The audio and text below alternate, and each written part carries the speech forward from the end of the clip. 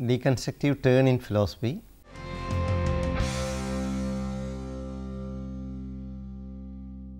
Welcome friends. In this session, I am introducing the role of deconstruction in philosophy, since nobody can ignore the break in philosophy with the advent of deconstruction. As a most important leap in philosophy, deconstruction has pervaded the whole world of literary criticism and even social sciences. In the history of philosophy, Derrida played a very important role to introduce a new philosophy of the postmodern period. Jacques Derrida, 1930 to 2004, was born in Algiers, and he became a faculty of École Normale Supérieure, the most famous academic institute in Paris, where Sartre, Simon de Beauvoir, Foucault and such philosophers spent their academic life. He became one of the most prominent thinkers of 20th century. His writings, unlike most other philosophers, created far-reaching consequences in the studies of culture and literature.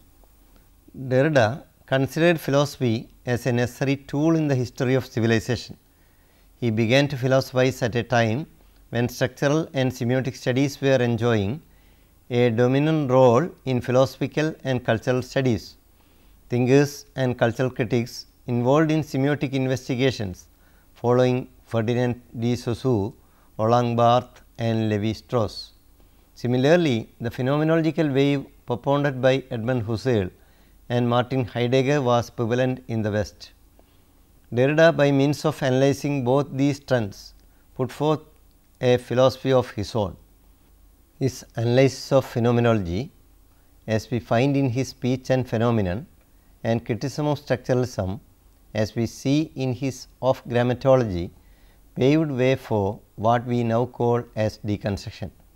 Later, there developed a vast array of deconstructions in philosophy following Derrida. Since it evolved after and criticizing structuralism, it is also known as post-structuralism. Deconstruction, as the term indicates, is a kind of dismantling the existing text. As we know, Saussure started a way of textual enquiry. Lévi-Strauss also resorted to textual analysis in order to reveal anthropological and philosophical notions inherent in the text. The textual analysis is an attempt to reveal the hidden meaning of the text. In other words, textual reading always tries to decode the meaning of signs. Structuralism considers texts as composed of signs. Accordingly, signs are capable of producing meaning, since they are pregnant with meaning. According to Ferdinand de Saussure, Lévi-Strauss and such semiotic analysts, signs act as vehicles of meaning. So, the structural and semiotic approach was actually a break in reading. It became a prominent way of understanding texts, and the act of reading became a serious process with this change in language philosophy. However, Derrida began to reveal an important limitation on the part of semiotic and structural studies. Above all, Derrida shows that the failure on the part of structuralism was only a continuation of the error in the history of philosophy. The same philosophical limit is inherent in phenomenology as well. So, the history of philosophy from ancient to modern, from Plato to Nietzsche, exhibits the limitation of metaphysics.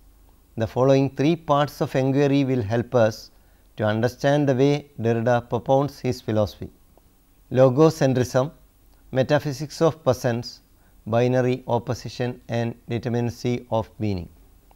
In order to understand the philosophy of deconstruction envisaged by Derrida, the analysis of the above given three factors is necessary. Actually, Derrida did not envisage either a philosophy or a methodology apart from his reading of certain texts. His reading of the texts produced a new way of understanding by showing the limitations of the texts he subjects to analyze. His reading becomes a re-reading, since it transcends the meanings at hand. It becomes a new methodology, as it is different from inductive and deductive reasoning followed in philosophy. It is also different from Marxian reading, since it focuses on the materiality of the text. It earned the title of deconstruction as it deconstitutes the text by producing unknown areas of knowledge. It is not a process of destruction as some feel. It is actually constructing afresh after considering the neglected aspects of the same. Logocentrism. Deconstruction mainly focuses on the historical error caused by logocentric approach in philosophy. As Derrida says, the philosophers from Plato to Husserl explicitly follow logocentrism. Here arises the question, what is logocentrism? Logocentrism is a thought process based on the priority of speech or, within quote, spoken word. All philosophical deliberations somehow give priority to speech. The first chapter of Derrida's celebrated work of grammatology bears the title The End of Book and the Beginning of Writing. The end of the book means the end of closure. The book in the tradition of theology implies the closed book of a particular religion/faith. Not only that, it shows the closure of a particular genre. How does the book of a closed kind evolve? Does the book imply the indubitable truth? Logocentrism is the result of quest for an unknown and yet self-persuasive truth.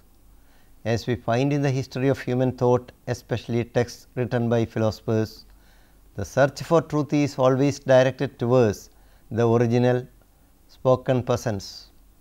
So, the priority given to self-present spoken truth in turn neglects or marginalizes writing. Accordingly, things, ideas, concepts are thought to be present in some objective transcendental way. As one of the leading author on Derrida, Christopher Norris, says, the traditional idea of the book is of a writing held within bounds by the author's sovereign presence, a writing whose integrity of purpose and theme comes from its acceptance of these proper self-regulating limits. Derrida, Christopher Norris, page 63. For Plato, it was the word uttered by unknown muses that inspired writers.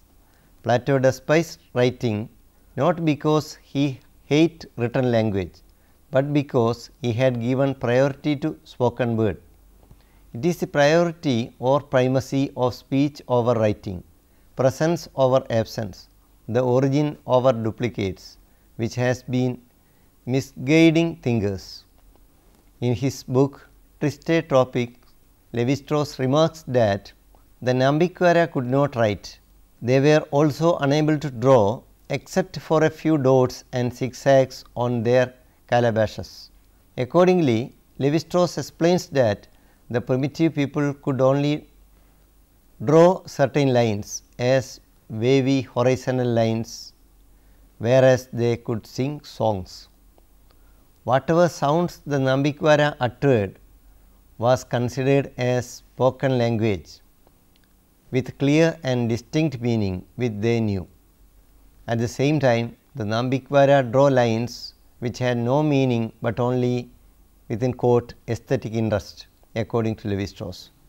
By analyzing the structural interpretations of Lévi-Strauss, Derrida points out that the anthropological conclusions are based on a presupposition that spoken word or speech precedes all writing. However, the writings of Lévi-Strauss himself show that his attempt to relegate/marginalize writing does not succeed. Why do thinkers from Plato to Lévi-Strauss prefer spoken word and neglect or even consider writing as inferior? It is here Derrida talks about the politics of hierarchizational domination. Lévi-Strauss actually knew that the Nambikuara could draw lines in their own way as they uttered words of their own language. The blind spot or omission in Lévi-Strauss is revealed by Derrida to show how writing is so important that Lévi-Strauss himself could not ignore. What Lévi-Strauss wanted to do was to prefer speech and thereby neglect writing by ascribing the historical or anthropological or sociological priority to speech. Plato's remarks about writing, Rousseau's attitude towards writing, and many others show how did the logocentric thought control the human attitude itself. Logocentrism is thus an attitude and rationale which resulted in unseen implications. Derrida claims that it is time to reread the essay on the origin of language. As Rousseau and Lévi-Strauss argued for the spoken word or uttered word, their approach towards writing remains ambiguous. The aperitic moments in their text should lead to overcome the logocentrism and thereby establish a grammatology of writing. Metaphysics of persons. As a consequence, logocentrism would lead philosophers to the metaphysics of persons. When writing is identified as sign of sign, there is a presumption that it is secondary, a copy, a duplicate, a repetition, etc. When writing becomes a copy or secondary, the original or primary is conceived as a source which is present elsewhere.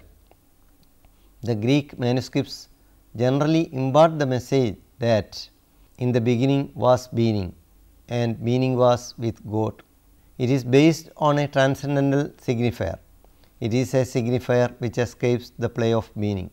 Logocentrism is thus based on a metaphysics of presence.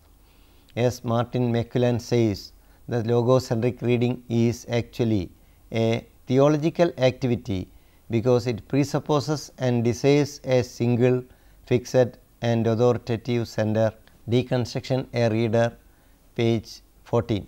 So, the history of Western thought and nowadays the whole world somehow depends upon certain presuppositions built upon metaphysics of presence. Derrida undertook the criticism of metaphysics in almost all his writings by using the technique of deconstructive reading. It is believed that in language philosophy, the Saussurean approach brought forth the scientific study of linguistics. Similarly, the anthropological structuralism of Lévi-Strauss also is considered as a beginning of scientific analysis of mythologies and other such discourses. However, Derrida finds that all texts derive the meaning from the texts themselves. Since signs are capable of generating meaning within the text, they do not depend on anything outside. In this sense, there is nothing outside the text. So, theories of correspondence truth cannot claim validity as the meaning does not have its origin outside. Edmund Husserl puts forth his philosophy of phenomenology, claiming that he could eliminate all presuppositions. Husserl wanted to reach at being without any presuppositions. However, Derrida asks how far Husserl could arrive at the truth by eliminating all presuppositions. The most important presupposition based on logocentrism and controlled by metaphysics of presence is leading Husserlian thought as well. Derrida questions the possibility of purity itself. Whenever Husserl talks about pure phenomenon or pure being, he flees from reality for the sake of purity. Deconstruction is a persistent argument against the very idea of transcendental phenomenology. In his endeavor to arrive at the pure, unmixed, uncontaminated presence or full presence of the reality, Husserl bracketed out everything including language. In his Speech and Phenomenon, Derrida raises the question, how does Husserl envisage an essence without any presuppositions? Derrida in the early book of 1967 explains the way bracketing fails to make a leap from the tradition. Husserl considers the voice not empirical speech, but the phenomenological structure of the voice is the most immediate evidence of self-presence. Of grammatology preface. By reading Husserl, the phenomenological reduction is shown to be nothing but continuation of phonocentric metaphysics. According to Derrida, a kind of logic of supplementarity works in the Western thought, including that of Edmund Husserl. Derrida writes, the effacement or derivation of science is thereby confused with the reduction of the imagination. Husserl's position with respect to tradition is here ambiguous. Speech and Phenomenon, page 55. Signs are added as something external in phenomenology. So far, Derrida, phenomenological reduction involves the fallacy of metaphysics of persons. Derrida writes, language and its representation is added on to a consciousness that is simple and simply present to itself, or in any event to an experience which could reflect its own presence in silence. Speech and Phenomenon, page 14. Binary opposition and determinacy of meaning. In the history of thought, linguistic signs are attributed to produce meaning by its own right. The history of philosophy is based on binary opposition. The binary opposition is two related but opposite terms. Structural and semiotic studies presuppose the binary opposition as the foundation of all structures, but Derrida claims that all of the Western philosophy, literature and culture used to depend on categories of binary oppositions. The binary division, such as the man woman, white black, voice silence, speech writing, civilized primitive, etc., forms the basis of inquiry and analysis. The consequence of such an approach is that it preconceives a cocksure world where meaning is determined as final. The truth and falsity, as well as presence and absence, are determined according to the inherent nature of the sign. The real nature of language and its materiality in the form of writing are ignored in the binary logic. Nietzsche had criticized the immediate certainty and absolute truth. In the case of Derrida, meaning always depends on factors which need not be known immediately. The meaning is not known as such, since it may elude any occasion of reading. In order to explain the play of meaning, Derrida uses the term difference. As a method of analysis, deconstruction always focuses on conceptual oppositions. By way of revealing the priority given to one of the oppositions, the reading dismantles the seemed to be true argument of the text. If one of the binaries gets a privileged position, then it means that the text has unknown blind spot kept hidden. In Plato, Rousseau and many others, such blind spots are seen. As a reading technique, it deals with blind spots. Difference. The essay Structure, Sign and Play in the Human Sciences was presented by Derrida not only to criticize structuralism, but also to introduce his interpretation of language. For Derrida, linguistic signs have materiality as they have existence in the form of writing. When Nietzsche said, Socrates, he who does not write, he forgets that Socrates is being read and reread only because his sayings are preserved in the form of writing. Difference as a word is a new term derived from the French word differer, meaning both to differ and to defer. It is used as a new term with a deliberate misspelling of the English word difference. Difference with a instead of e is a new term. It is understood as a new term only when one reads it, because it cannot be heard while presenting the article. It is the materiality of writing which alone helps one to write and read it. The concept of difference, like the concept of thinking itself by Kant, is a landmark in the history of philosophy. When Derrida would read out his article, his pronunciation of difference was not heard as a separate new term. It is impossible also in that sense, but as one reads the article, he or she comes across the difference between what is usually read as difference and the new term with a instead of e, and hence difference. Difference, as explained earlier, stands for both to differ and to differ. A sign gives or produces meaning on the basis of these two factors.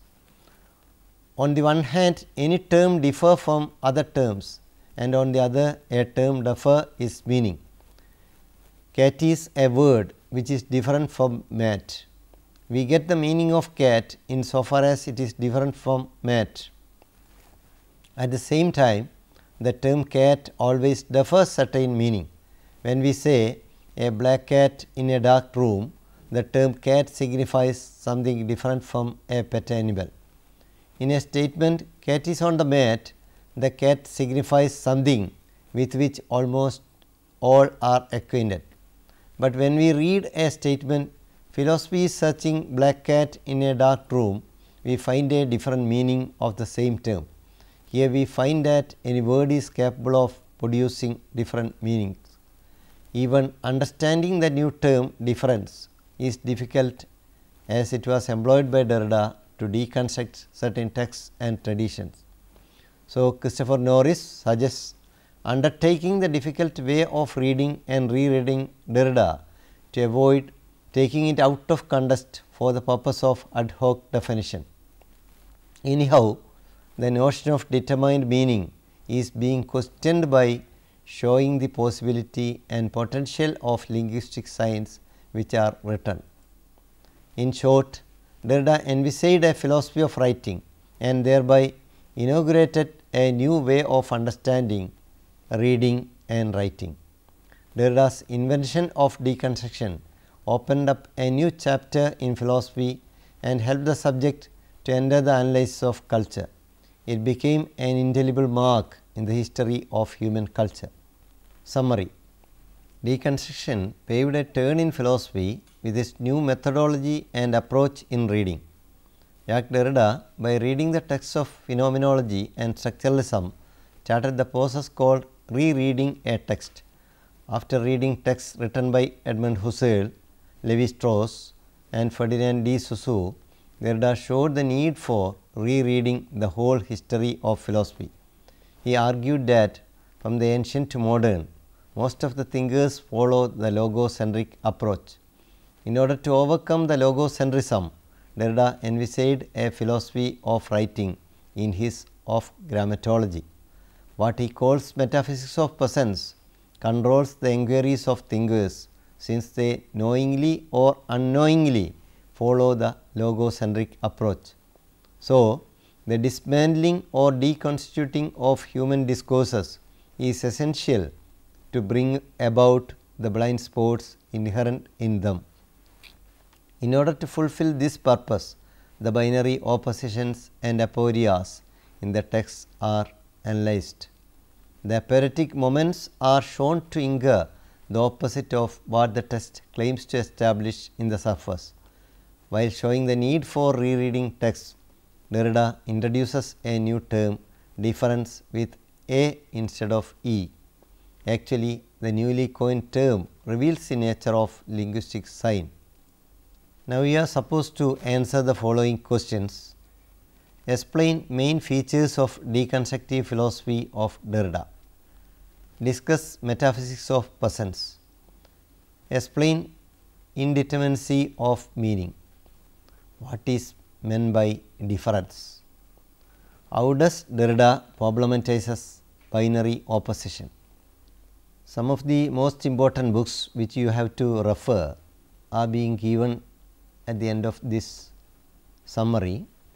Jacques Derrida, Speech and Phenomena and Other Essays on Husserl's Theory of Science, David B. Alliston, translated, Evanston, Northwestern University Press, 1973.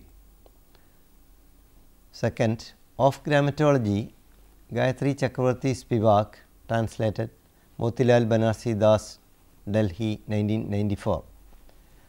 Writing and Difference, Alan Bass, translated, Routledge and Kegan-Paul, 1981.